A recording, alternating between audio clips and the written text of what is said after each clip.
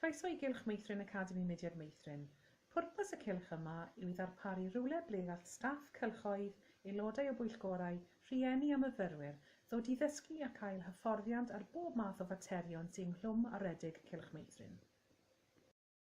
Dewch am ddaeth o gwmpas y cylch.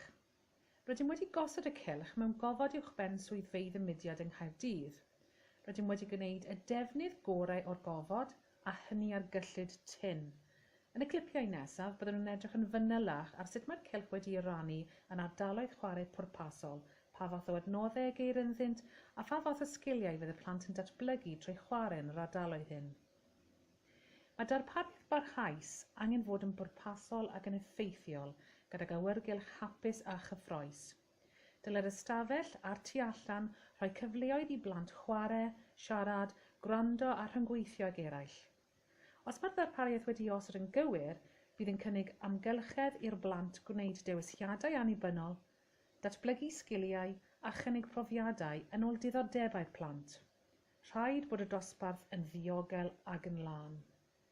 Mewn Cylch Meithrin, mae'n rhaid sicrhau fod yr holl weithgareddau yn cael eu cynnal trwy gyfrwng y Gymraeg. Mwyn gwneud hyn, rhaid bod gan bob aelod staff rhugldeb digonol yn y Gymraeg. Mae angen amrywiaeth eang o adnoddau Cymraeg mwyn ymestyn sgiliau iaith y plant. Ar ôl gosod y darpariaeth barhaus, gellid ehangu profiadau'r plant trwy gyfoethogi'r ddarpariaeth yn ôl y thema. Gwneir hyn trwy ychwanegu adnoddau sy'n ymwneud â'r thema, enghraifft Nadolig. Bydd y darpariaeth barhaus hefyd yn cynnig cyfleoedd i gynnal tasgau ffocws, gweithgareddau penodol.